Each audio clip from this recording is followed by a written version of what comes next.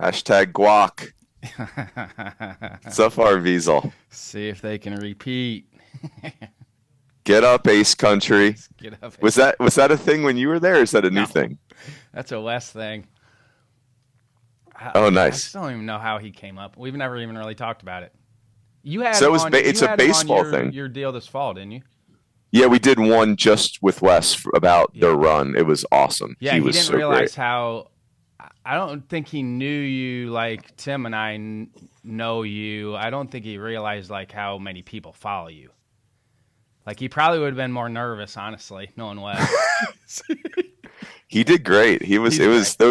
Those were really fun podcasts this fall. He has grown up a lot. You know, I coached him his freshman and sophomore year before I went to JMU. And I was always better friends with his older brother, Jamie, just because we had played together. But Wes, he's matured so much. I'm so happy for him because he's a completely different. He's done a 180 from when was playing and first started coaching. Like he's got that head coach feel to him now. Yeah, I agree with that. He's good. Hi, Kendall. What's up, KR? How's it going, man? We missed you last year. Was I not on this last year? No. Oh, I figured you boycotted me or something. Stop. Speaking of a guy with a following, so Graham Rossini is the athletic director at Arizona State, and he was our baseball operations guy when he was a student, when he was in his 20s. Like, this is a guy, RB, that loves college baseball so much.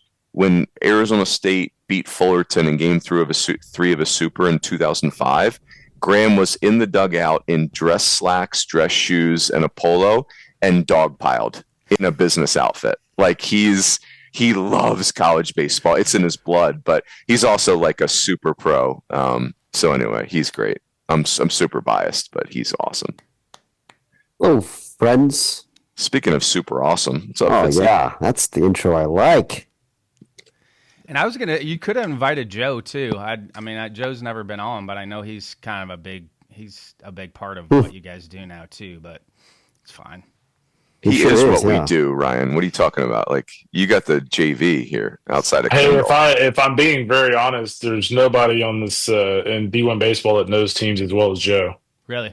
That guy knows every freaking team imaginable. You're pretty good too, Kendall. You and Joe have I photographic don't really memories. know. I just wing it really good. You do wing it really good. Yeah, I'm very much a power. Well, I would say like power 4 plus Sun Belt is like my knowledge base, and then I kind of just know a little bit about everybody else. I need to tease Joe about that. Hey, way to steal my idea to cover the Big South Media Day, son of a bitch. He hilarious.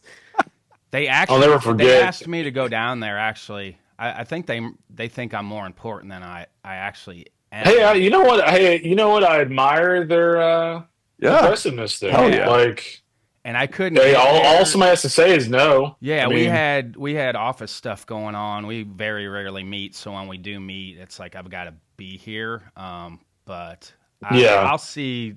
I told them that I'll see plenty of their teams this year, and I'll try to mix in some interviews with guys when I go pregame. But I You live in High Point? I'm close to downtown's Greensboro, but our office is right on the border of Greensboro, so we're right here. We're right in the middle of it. Cool, man. These three don't need an introduction, and I said it last year. It's like the law offices of Runes, Fitts, and Rogers. I'm still trying to work that out, but I think that works with the law offices of you three. So thank you three for jumping on. We just got smarter it. boys. Look I at don't that. think anybody wants me as their lawyer. Oh, Kendall, I totally want you as my lawyer. I want you as my politician. I want you as my senator. Kendall can sell anything, including right. this case to the jury. Vote to acquit. Good point. I actually can sell anything.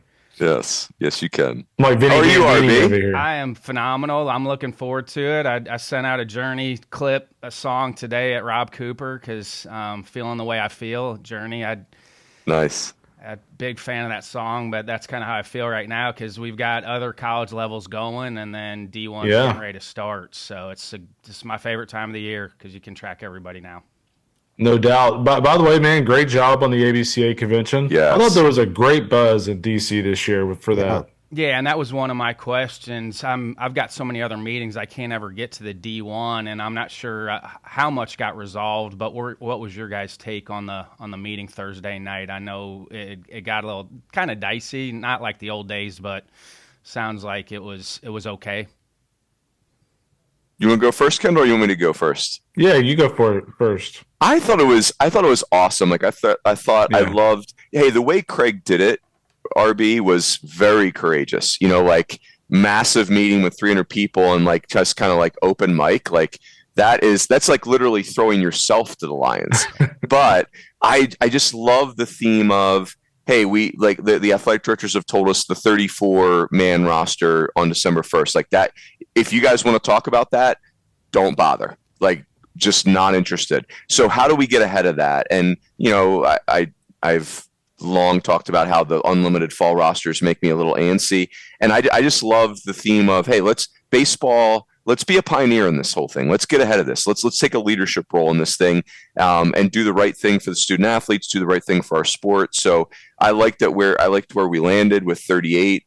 Again, there's so many, this stuff's all changing by the day, but I was very proud of the thought of baseball saying to the other sports, like, hey, we want to be a pioneer and get ahead of this. So a lot more to come, but I really appreciated the theme. I mean, do you feel like this is the first time that baseball gets a major say in what's going on? I feel like it's the first time we got treated like a major sport in the House settlement. Yeah. Like that was one of my big takeaways is like, and let's give credit where credit is due. The SEC considers baseball a major sport, and that league is so powerful in all of college sports right now that by definition we're a major sport. And so, again, like that has good and bad to it, but it makes me very proud, quite honestly. Yeah, I mean, it's one of those things that, it's really crazy to think about that. Probably when we did this podcast 3 or 4 years ago, like the idea of more scholarships and things like that seemed like an absolute pipe dream. Like it's one of those things where like, okay, someday we'll get like 4 more, but to say that schools now have the ability to give $34,000, I don't think very many will. So I think a few will. I think a few want to, but the fact that that's even a possibility now is incredible. I honestly commend Craig for like opening the mic like that, because I cannot tell you how many times, and I always urge coaches, like when you go to the ABCA convention, like get up and talk, because I can't tell you how many years I've gone to that meeting and nobody says a word, and then a week later, somebody's calling me, somebody's calling Craig, hey, like what's going on here? Well, like why didn't you speak up? So I think the fact that coaches are speaking up is a really good thing. Just to have some different ideas, land on an actual number, and then press that forward. Because as Rune's pointed out, I mean, we're at a point in time to where, Craig can only do so much, the coaches can only do so much, and what we think the roster limit might be today might be different tomorrow. So it's just it's a moving target, and it's at least good to get something accomplished there. I think the hard part for the coaches is they haven't had a whole lot to talk about here in the last 5 years, where in the early 2000s we had a lot to talk about. So those meetings, so I think they got used to just not saying a whole lot. And now you're getting to that point where, okay, you do have a voice in this and you need to stand up. Like whatever you feel like, whether it's right or wrong, you need to stand up and say something. Yeah, I still remember, Aaron might have to correct me here. I think it was right after the transfer, like right after the 1 year transfer back in the day was eliminated, like you had to sit out a year. And I think it was Jack Leggett, like Tony Vittorio, got like on the mic. And I mean, it was like it wasn't like mean or anything. It was a professional deal, but like it was like a pretty heated debate on, power conference guy versus like mid-major coach. And it was pretty awesome. And then my dad was kind of stirring the pot on that stuff. Of course. The great Jim Brownlee. You had the old guard guys that had been at places that didn't have a lot of resources. They were not scared to stand up and say things. Oh, no doubt. You had the OG up there, Dave Kylitz up there, like, okay, guys, okay, guys. So great. I mean, if you guys had a crystal ball, what do you think it's going to look like in 5 years? Does it go 38 to then 34 to start the year, or will it stay at 38? I know everybody has different opinions on that, but if you had a crystal ball, what's it going to look like in a year or 5 years? Man, I think if I had a crystal ball right now, I would put it in storage. Honestly, like it just feel. I don't know. What's your take, Fitzy? You're a very wise man. I feel like it all feels so unpredictable. Yeah, I have no idea.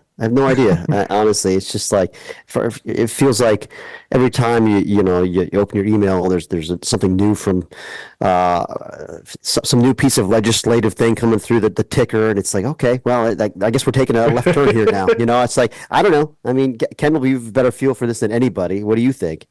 Well, as Augie Garrido would say, expect the unexpected. And I think when you look at college baseball issues, I think the one thing that you're not going to see is a stricter thing. Like I think whether it's rosters for now, we're going to have a little more strict rules. But I think moving forward with like things like scholarships, I think you're going to see you're going to be able to max out for the foreseeable future. I think NIL. That's one of the big things right now is, you've got Congress of all people involved in it, wanting to put NCAA in, exempt from antitrust laws and things like that. But you got this third party now, this accounting firm who's going to quote unquote approve NIL deals starting next summer. And I just think it's one of those situations where I don't think they're going to decline any of them. Because here's the thing. We've gone around and about this whole issue over and over and over. But market value on a player in college baseball or college football or any other sport is what someone's willing to pay you. Like if you're a third party, how can you tell somebody that they're not worth X amount of dollars? The market value is what, the University of Alabama is willing to pay you to play baseball there. So I think that's one thing, the NCAA is saying now, like, in a year, we're going to have really strict rules around NIL. I don't think you're going to see that at all. I think that's going to end up getting challenged in court like everything else. What's the difference between that and like a professional sports league that has a salary cap, though? Like, I mean, collective bargaining. Yeah, that's the difference. Collective bargaining. They're essentially employees of their organization. Right. Yeah. So it's so funny. That's like, I think that's the catch-22 for college sports right now is what we really need is collective bargaining, but collective bargaining can only happen between an employer and a union. And we, people like me desperately don't want college baseball players to be employees. And so, if you made me make a prediction, RB, it's that college football players are employees in 5 years, and the rest of college athletes are just normal college athletes that have their own classification. Good luck. Yeah, right. With Title IX and things like that. Yeah. Because I think the four of us felt and do feel that college baseball is as good as it's ever been. And the World Series, we all felt that last year. And then it's like within 6 months, it's like all heck breaks loose. And so it's like, how can we get it to continue to keep going where it is, because I think college baseball is as good as it's ever been. No, for sure. And actually, I was going to say, it actually kind of just steer the conversation just a hair. Like, I actually feel like college baseball at every level is getting better, is going to get better, because here's the thing. And I get the argument for mid-major coaches and things like that. And I actually think Runes disagrees with me a little bit on this one. But, like, I think that the way that the setup is right now with NIL, transfer portal, et cetera, in the roster limits, I think the number of really talented prep prospects that are not going to be able to go to LSU or Mississippi State or Texas A&M, like those kids have to go somewhere, right? So where are they going to go? They're going to go to the Sun Belt. They're going to go to Conference USA and things like that. So that league gets more talented. Well, guess what? The mid-level player that's going to a Conference USA school moving forward is going to go to the Big South or the SoCon or the Southland. So what happens? Those leagues get better. Well, what happens? The mid-level player in those conferences, they're going to junior colleges or D2. So what happens? Those levels are getting more talented. So I actually think the trickle-down effect here with all these different rules is really good for every single level of baseball, especially junior college baseball. And I would add to that, RB, that NIL changed football. Like the SEC had suffocated football, right? And look now. And I would say, like, this is, if you take us to the field this year in 2025, the elephant in the room for me is that the SEC's won 6 of the last 7 national titles. And we've only had one non-SEC team in the finals in the last 4 years. Crazy. So, like, that concerns the heck out of me. And, I think the unlimited fall rosters where then we start cutting kids and then they can't go to the Sun Belt, right? They have to go, all those types of things. And who knows how that shakes out. But here's what's interesting. Fitzy pointed this out. So the SEC so dominant, all these national titles, 98 players drafted last year. You look at our All-American list, RB, and if you didn't know any better, you would say the ACC is the best conference in the country. Yeah.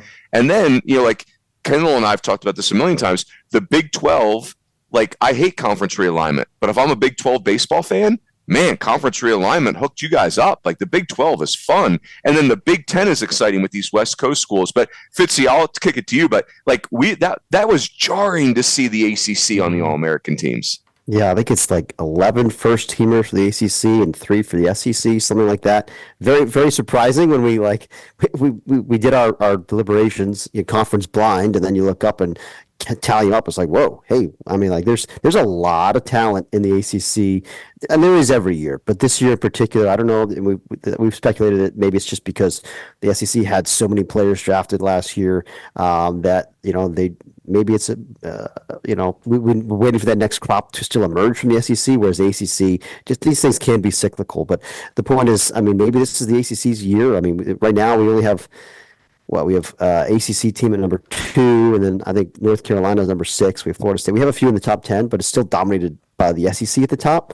But ultimately, star power does tend to win out in college baseball. At the end of the day, for the most part, we're talking about the College World Series champions. It's teams that have big mega stars. When you've got a Skeens and a Cruz, or you've got take your pick of Tennessee's mega stars. My God, but I mean it's those teams that are really loaded. They stand out and they win when it comes down to it. And I was going to ask you three that. Are we talking about Tennessee with a three-peat if they didn't have to face Paul Skeens 2 years ago on Friday in Omaha? So I think the more like I'm the low guy on Tennessee right now. Like we that was a big part of our deliberation. RB is like those 3 SEC teams. I mean A&M number 1, that took 3 seconds, right? Virginia number 2, honestly, that took 3 seconds. Like anybody that just look at Virginia's roster, it's bonkers. And they're better on the mound this year. But for me, LSU, Arkansas, and Tennessee is a really fun conversation. I think Fitzy and I are flag planners on Arkansas, but Kendall makes really good points in favor of LSU and Tennessee. Like that's a fun trifecta right there. And you guys have a hard job now because it just seems like everybody's good. Yep. Yeah, especially like Aaron mentioned, the top of the SEC. I mean, you're just you're searching for a needle in a haystack, trying to figure out the difference between all these different teams. Ultimately, I think for me the separator is everybody hits now. Everybody hits 1,800 home runs a year. That's the world we live in, for better or for worse.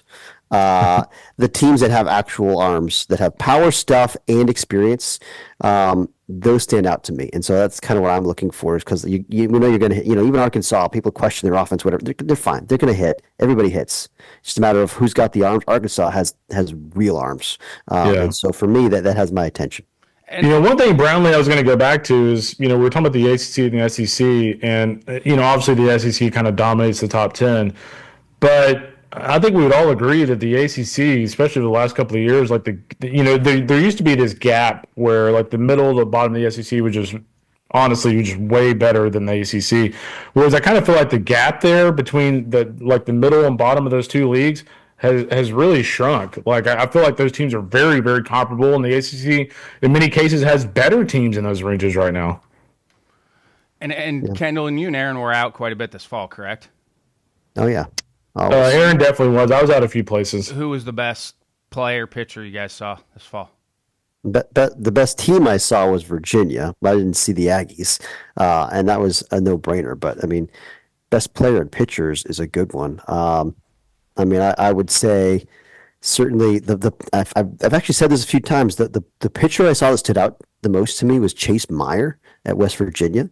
I mean, just the day I saw him was at Wake Forest. It was ridiculous stuff. I mean, it was definitely the best breaking ball I saw all fall. I mean, and that's a guy that if he throws enough strikes, and I'm a believer. I'm again planted my flag in this already in our last podcast where we did a lot of flag planting. Runes is still, I think, a little more skeptical than me about the strike throwing piece, but the guy's electric. I mean, we're talking like 95, 98 with a ridiculous, double plus breaking ball. So that to me was the nastiest arm I saw all fall. And pitching wise, I mean, Merrick Houston, I think really, and Justin LeBron, I keep saying those two guys are the two best shortstops in the country, and I kind of go back and forth on which one I like more. At the moment, I'm all in on the Merrick Houston train, Wake Forest shortstop. I just think he's the best defensive shortstop in the country, and I think the bat continues to get better and better. And I don't think people give him the credit he deserves as a hitter because his numbers were so bad as a freshman, but he made a big leap last year. I mean, it's about 1,000 OPS with more walks and strikeouts, and hit some home runs, 8 home runs, and had some doubles. I mean, like, he's become a really good player, and he's taken another leap forward this year. So I think that guy's a complete player and a true superstar. Runes, West Coast wise, UC Santa Barbara going to be good again. I know it's Bremer, right? I saw him throw against Campbell last year. But... Yeah, I mean, I think that's what's interesting, right? Like, I'm really nervous about parity, and yet UC Santa Barbara's got 2 first-team All-Americans in the preseason, right? Like, and if the draft was today, Tyler Bremner would be the first college right-hander taken, right? Like, that's a top 5 profile. And then Cole Triba, he's like a tricky lefty from a sidearm slot, but he touches 95, right? It's like, good luck with that. And so I think the West Coast, what's really intriguing to me, RB, is that Stanford is going to be much must-watch college baseball this year because of, Rentaro and their move to the ACC, and they've got all that pitching back. And then, I'm super curious. Like, I think Oregon is the best team in the Big Ten day one. But like, what does the Big Ten do for UCLA and UCLA, or USC and UCLA? Just like that, is that too much for them, or do they immediately surge because of the change in leg? I think the same thing for the Arizona schools. I think like Kendall alluded to it with the SEC, it's the same in the Big 12. Like, teams 4 through 10 in the Big 12, these guys know. I tortured them in our group chat. I did the preview, RB, but I was basically saying, please rescue me. I cannot separate these 7 teams. Somebody do this for me. And of course they did not. But that makes it fun, right? Does travel come into play though, Runes, for the West Coast schools now that they have to travel a little bit more? I'm just throwing it out there.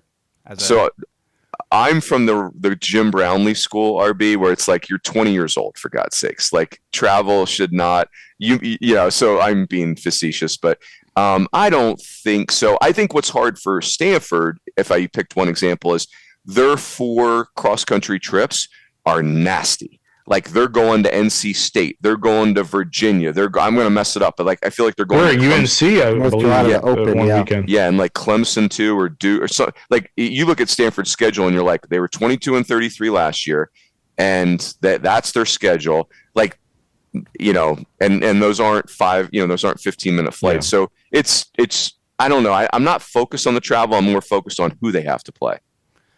But then you factor in the midweek game. And that's why I asked, too. It's not just the weekend component of that. It's then going back and having to rally to play a Tuesday or Wednesday midweek game, which is where I think you're going to see it just as much when they've got to come back it'll be and interesting. Play somebody, because that's a quick turnaround to try to do that. Those of us that had to do that turnaround, go to the West Coast and come back and play a midweek game in the Midwest, that's a tough. Yeah, I mean, the best test case team this year is going to be Oregon, because I think Oregon for me is like probably leaps and bounds the best team in the Big Ten going into the season.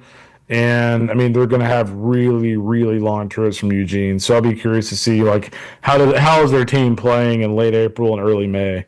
And Oregon busted my bracket. We do an office bracket where you pick your 8 teams, and I had UC Santa Barbara going to the World Series after I saw them at Campbell. It's crazy to think that Oregon actually busted. Yeah, I'll tell you what. I've never been. But last year was. I've never been more impressed in a team that lost a super regional than Oregon last year. The way they handled the heat, the way they threw haymakers at A&M. Boy, I really like those guys offensively this year. Antoneros was awesome that weekend. I mean, pitching-wise, I think they have enough there to make a run. Oregon's one of those teams to me. I think they're more of a top 7, top 8 team than probably a top 12 team in my eyes. Should have fought harder in the rankings. Pound the table, Kevin. Yeah, sorry, man. Plant the flag. Hashtag plant the flag. We struggled internally with that, RB. Like, we have Oregon 12th, right? So it's like we're, come at me, bro, right? It's like, come on, you're 12th. But we did have Oregon State 7th, and I think I'll speak for myself. I felt like Oregon State just had more star power than maybe Oregon. Oregon, their superpower is, Kendall used this analogy, which I love. Like Oregon's got very much a decade ago Cal State Fullerton feel. They're kind of in your face. There's like this really fun confidence. They're very skilled. Oregon's got 8 of their 9 starters from the super regional back. Grayson Grinzel, he's the only kid in the country that I'm aware of that has started 2 super regional games. He started in each of the last 2 years. And, we know Mark Wasikowski and that staff recruit like crazy. I just think Oregon State's talent level, and, I think I speak for the group. It is so awesome that Oregon State is so crazy relevant, or still crazy relevant in baseball, because they were left for dead in conference realignment, and then they've been so close to getting back to Omaha and can't punch through the door, and yet they get one of the top transfers in the country in Ava. It's not Ava. Iva Arquette, and then Dax Whitney's a 6'5" right-hander from Idaho that throws 1 billion miles an hour, and he spurns the draft. So good for the Beavs. Anybody outside the top 25? I know it's really hard to put the preseason 25, but anybody outside that, or maybe even conferences that people aren't talking about as much? Fitzy, do number 25. I'll round up into 25. I think that's a good one for us. Wait, so you want me to talk about Team 25 or the teams outside? The Trojans. Oh, the Trojans. Yeah, I love the Trojans. I think for me, that's the team in the Sun Belt. I feel like I talk about this team all the time, though. But yeah, I mean, they're just, I think they did a great job in the portal with some of the power arms that they brought in. Plenty of, lots of left-handed hitting in the lineup. But also, they got power. I mean, they're experienced. I think it's a rising program that we're buying on. But the team outside the top 25 that I want to talk about, I love UConn.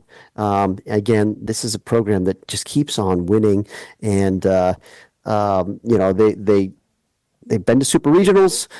They have players back with super regional experience, and they're just they're old. They have got, again, I like guys, teams that have experience that you can count on the mound, and these guys do, but also in the lineup. That's a team that I really wish we could have gotten into the top 25. Anybody else for y'all? A team that didn't make our next 10, but I do like them a lot. They lost some key pieces, but I do like what the foundation they have is Louisiana. Again, kind of like I saw Oregon in the Super last year. Louisiana, just ran into A&M in the championship of the regional, but eliminated Texas. That was a really good team. Jose Torres behind the plate is kind of their heart and soul. He's their leader. I think you look at the front of the rotation. I mean, it's as good as any team at that level. I mean, with Chase Morgan, lefty up to 96, and then Andrew Herman, I think he's a 5th-year senior or a 5th-year player. Also from the left side, Matt Dex has another really good team there, and in that league, once again, is really going to be really good. I mean, Caden Bodine at Coastal Carolina, Southern Miss is going to have a really good club once again, and of course Troy. RB, I'm planting a flag on Louisville. That's one of my flag plants. I think they were in our next 10, and I love their freshmen, and I love the vibe of their program right now. Like, there's just kind of like an ornery, we don't like we don't like our current status. It's interesting if you look at Louisville's roster, some veterans left, some veterans stayed. And I think can be really healthy. If you have a veteran group that's, maybe not all on the same page. I'm speculating, of course, but I don't know. To steal Fitzy's phrase, I love the cut of Louisville's jib right now. And I'm pulling for Louisville because they kind of stayed away from the transfer portal stuff because they've always been built on development. So I'm pulling for Louisville this year to pull one out because they have kind of stuck to their guns on the development piece of that. They did get the Valley Pitcher of the Year, though. Brennan Cutts. But I think if you're going to go in the portal, that'll work. You have to now, whether you want to or not, you have to. You got to do it. You have to. This would have been hard for me to go back and coach in this era. It would have been really hard for me because we'd probably been glorified junior college where I was at, honestly. I would have. That's how you go the Dabo Swinney approach. The other way. It's like, okay, come here, play good for 2 years, and we'll get you somewhere else. Which I think if schools are willing to do that, I think they can do it that way. That's why you're podcasting with us right now. That's right. Exactly. Coaching intrigue, obviously Sloss, probably the most intriguing, and see how that plays out. Any other ones out there besides Sloss? Yeah, I'll tell you what. I got one. Go ahead. No, go ahead. Mitch Hannes. Yeah, that's the one I was going to say. That is the one. Nobody talks about Mitch, and shout out to Mitch because he knows I have we talk about a man Mitch. crush on Mitch. I love him. But we talk about Mitch. Outside of Sloss, that's my most intriguing coach. Well, I'll say this: what's really interesting, is I'll give their athletic department credit, because when the AD called me, I told him, I said, "Man, you had me stumped on this one." Whenever they hired Mitch Hannes there.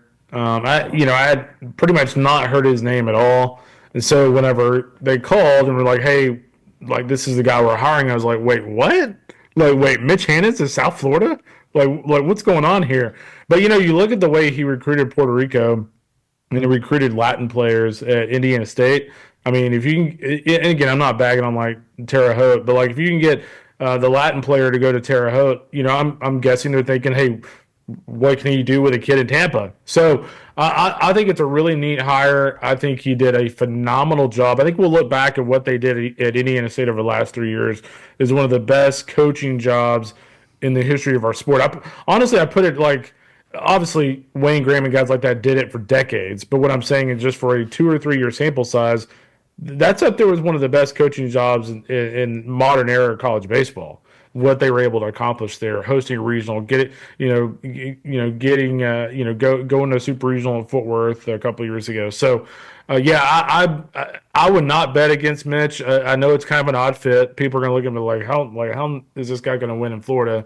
But he's a really good coach, as you said, and nothing would surprise me there. And if they didn't have to host the Special Olympics in Terre Haute, they host that Super and they go to the World Series. Potentially, yeah. I mean the other intriguing hire. I mean, it's very low hanging fruit.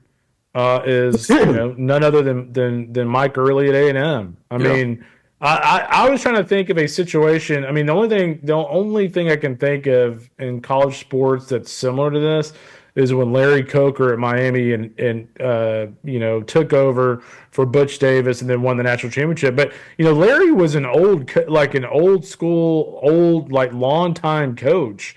So it wasn't some guy that was just thrown into a head coaching job like Mike Early. So to me, just how he handles that team, and it seems like so far he's handled them really well in preseason, which is some of the things I've seen he said. But, how does he handle that team when they're going through the rigors of the SEC and he's having to make, a bullpen decision after bullpen decision in a 7-7 game against LSU on a Sunday in a rubber match? That'll be fascinating. I'm not even insinuating that he can't do that. I'm just saying it'll be interesting to see his philosophy on those things because we do not know it yet. It'd be like throwing somebody in as the ABCA director and we have no idea what they even believe. He's been around some really good head coaches, though, too. No question. Yep, 100%. Some of the best we've had. Hey, RB, so here's some of the ones that I thought were just like, to Kendall's point, like where the administration makes a hire and you're like, okay, they're paying attention. Like, that's awesome. Like Arkansas State hiring Mike Silva, I thought that was a huge get. Washington getting Eddie Smith, amazing. Winthrop getting Mike McGuire, like he was there in the heyday, the Kevin Slowey days, Fitzy, if you will. Oh, good point. But I think two impactful ones that could change, this is dramatic, but change the sport, put that in air quotes.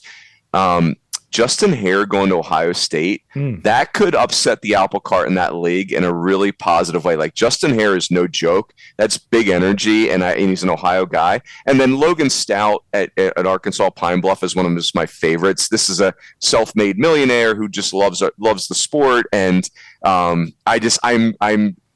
captivated by him at Arkansas Pine Bluff. I think it's going to be really fun to watch. I think he's a self-made billionaire. I mean, it's a whole different level of success that this guy has achieved. Yes. He spoke on our youth stage 2 years ago, by the way, in Dallas. He was on our youth stage. Did a great job. Him and Fitt have a lot of similarities, self-made billionaires. A lot, yeah, for sure. All right. No, I mean, go ahead. Yeah, I agree with everything that my esteemed colleagues are saying. I do think there's also a couple of just kind of heir apparent guys taking over that were like Steve Sabins at West Virginia. We all know this guy's an absolute stud. He's been the handpicked choice for a while. He's going to do a great job. And Kevin Schnall at Coastal. I mean, he and Gary Gilmore have been doing their thing together for a long time. I mean, it couldn't be a more natural transition there. So a couple of these are just kind of no-brainers that I still think are worth mentioning. And great guys. Like, it's guys that and guys that you pull for too, because you know how hard they've worked their entire careers, and it's guys that you pull for because they are great. They're great people too. Mm-hmm. All right, you have to play your flag on who's playing for the national championship. I've got Arkansas, and you want me to pick who they're going to beat, huh? I'll take Arkansas over Virginia. How about that? I'm going to go Virginia is going to win it all, and they're going to beat the Georgia Bulldogs. Oh, great poll right there.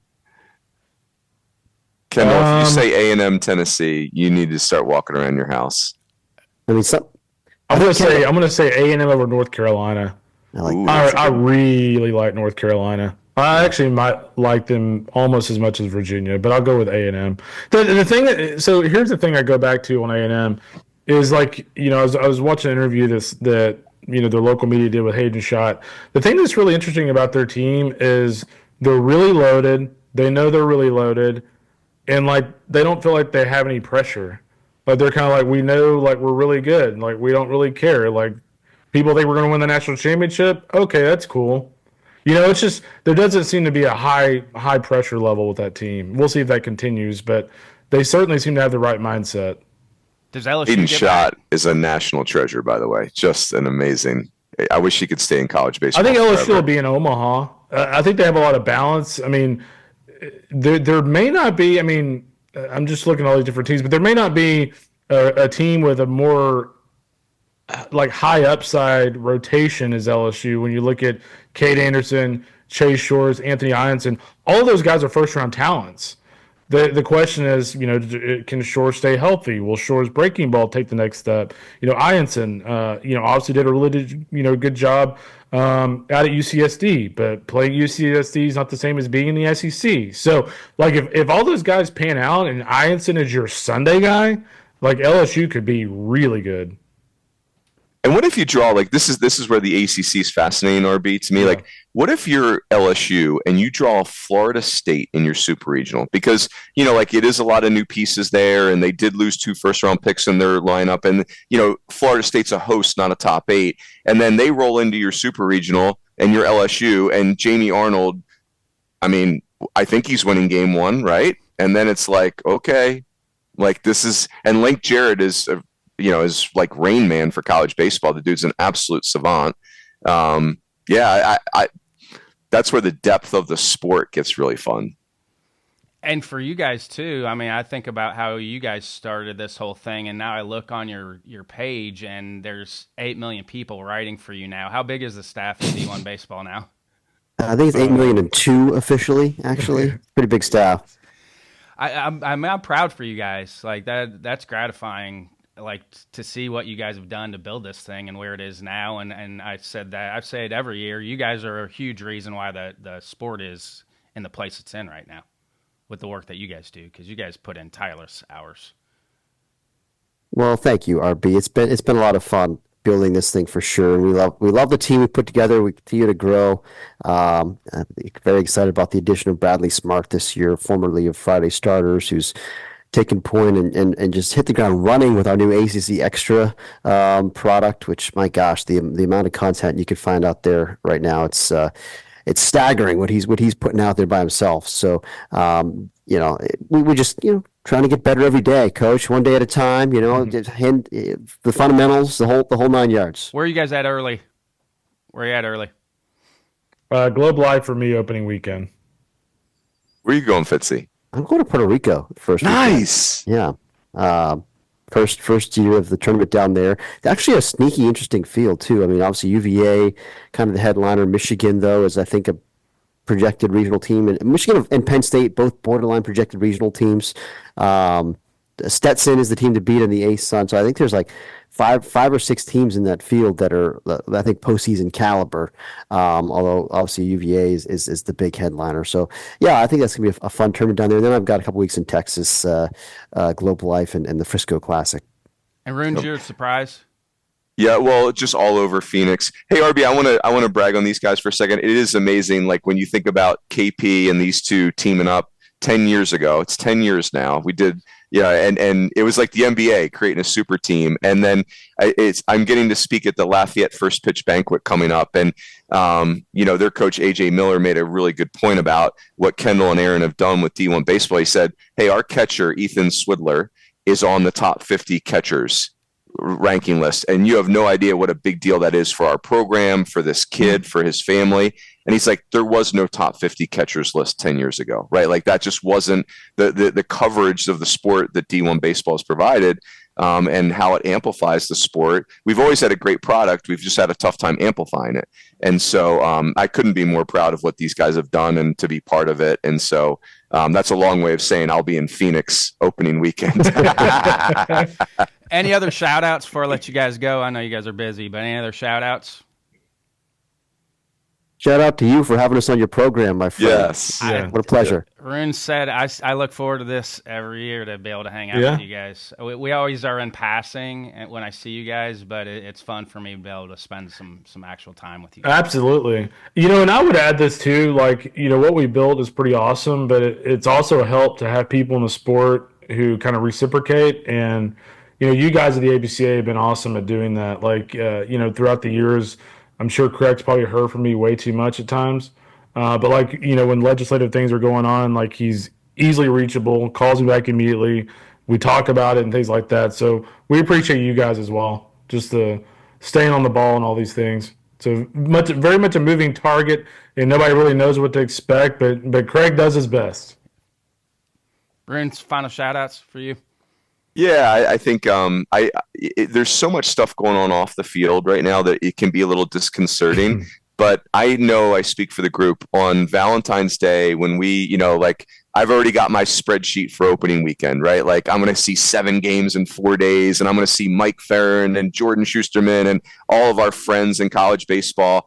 And, like the house settlement, there's just a lot going on. It feels so daunting. But once the first pitch is thrown on the 14th of February, it's all good, right? Like it's just like the players are so good, the coaches are so good, the drama they give us is so amazing. Like SEMO being a regional finalist, and LIU almost taking down North Carolina in a regional, and Western Michigan taking Kentucky to a final pitch, and all these things that we see. We mentioned Evansville. High Point won their first regional game ever last year. Yes, right. So here comes the fun stuff. Right? Like if you feel worn out by the house settlement and all that stuff, you're good. We're 2 weeks away from the fun stuff. All right, thank you guys. Appreciate you as always. Appreciate you, RB. Thanks, Coach. RB. Thank you.